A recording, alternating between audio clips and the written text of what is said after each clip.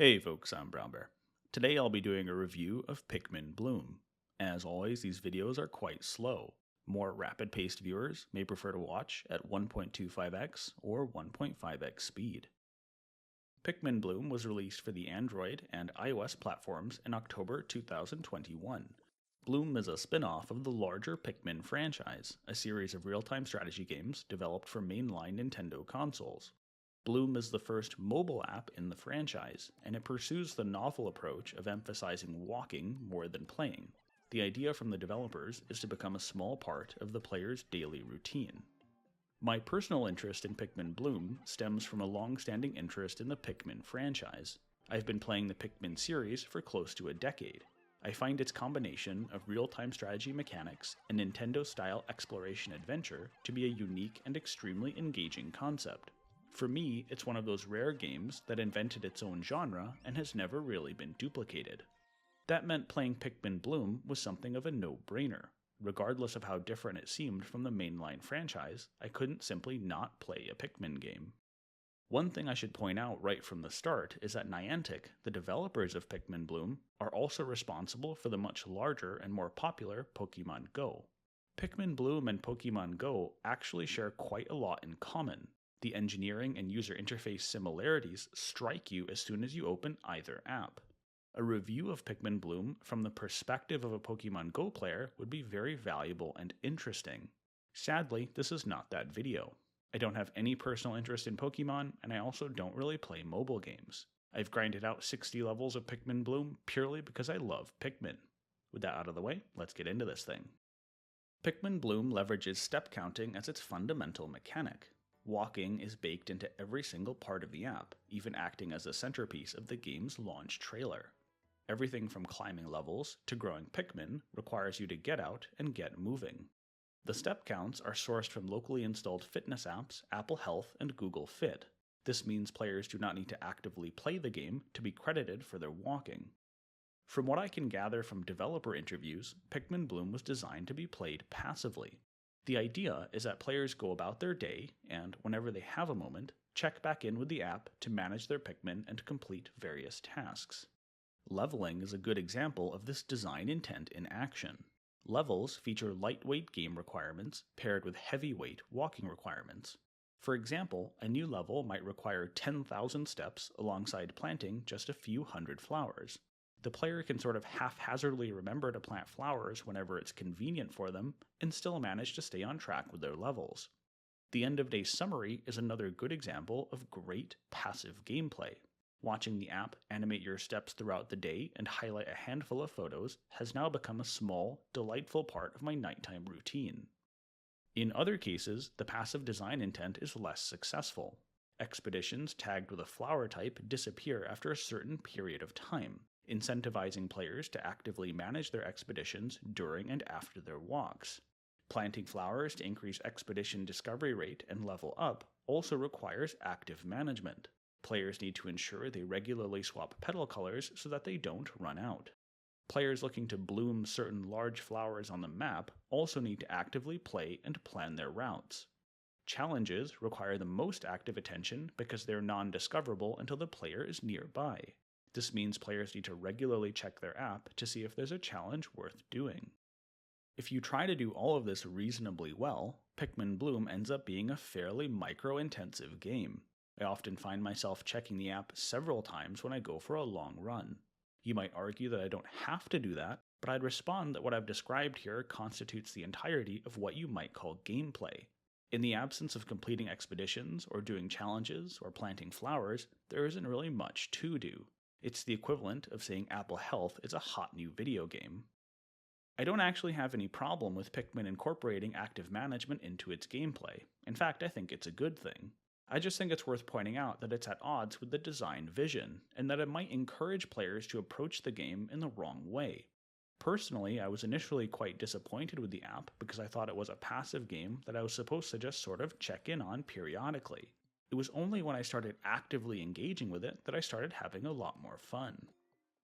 I think it's better to approach Pikmin Bloom as an active management and collection app that leverages daily step counts as a core mechanic. From this perspective, I'd like to discuss a few of its features in more detail, starting with challenges. Challenges are a gameplay mechanic introduced at level 15. Players send a squad of Pikmin to clear mushrooms that organically appear around the world.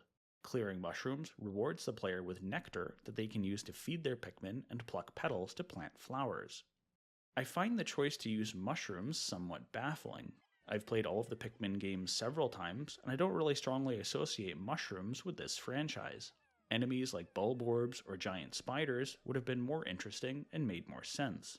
Developer interviews seem to hint that this was, or maybe still is, a planned feature, and maybe the devs couldn't figure out what to do with Pikmin that quote-unquote die during a challenge. But I find the choice to use mushrooms of all things just very confusing. The gameplay of challenges would also benefit from some tweaking. Challenges are structured such that any player in the nearby area can join in and help out. But this is in conflict with the fact that challenges typically only take a few minutes. The star rating system further encourages players to complete challenges as fast as possible, making spontaneous collaboration not only unlikely, but also somewhat undesirable.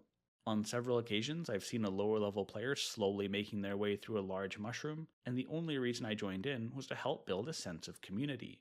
There was no chance at all that we'd receive higher than a 1-star rating. My suggestion here would be to rebalance the challenges such that they take significantly longer. Fully leveled Pikmin don't have anything better to do anyway. You could further redesign the reward system such that better rewards come from dealing more damage instead of completing the challenge faster. This incentivizes higher level players to join in on lower level battles. Finally, I'd suggest making challenges visible beyond the player's current location. It's often the case that I want a specific color or size of challenge that's not nearby. This means I keep an eye out when I go for a run. This is a little tedious and could be improved with something similar to the expeditions Pokemon Go offers to help you find undiscovered Pokemon in the nearby area.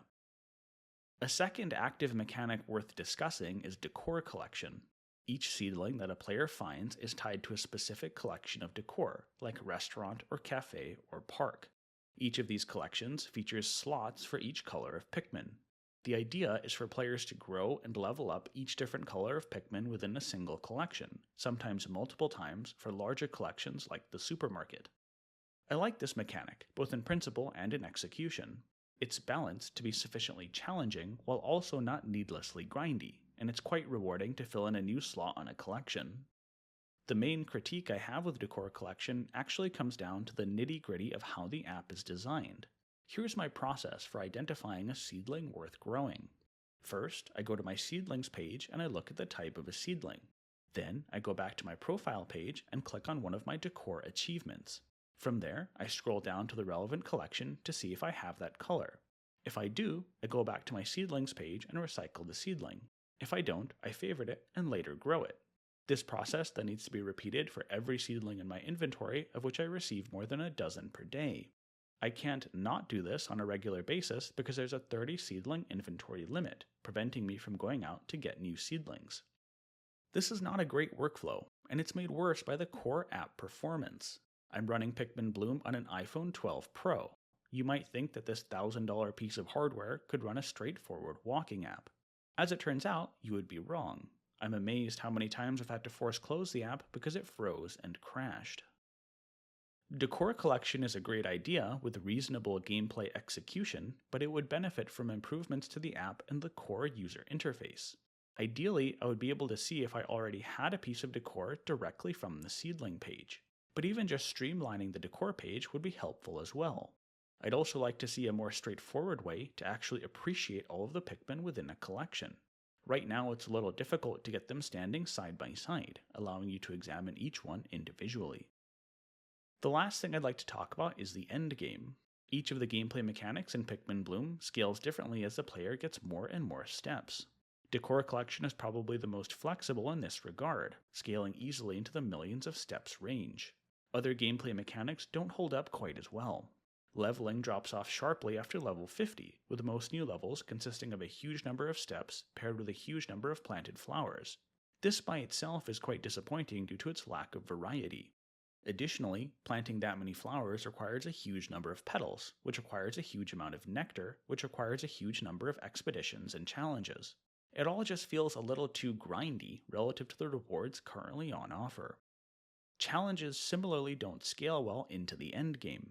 For one thing, they're capped at 3 per day, which seems too low and incentivizes skipping otherwise good challenges in case a better one comes around. A larger problem is that the challenges themselves are just not that interesting. They're only different colors and sizes of mushrooms. Again, it would be a lot more fun to see unique enemies and bosses from the original Pikmin games. I think I'm somewhat unique as a player because I'm both a big Pikmin fan and a frequent runner. I don't think most players have as many steps as I do, and those that do probably don't grind Pikmin Bloom deep beyond level 50.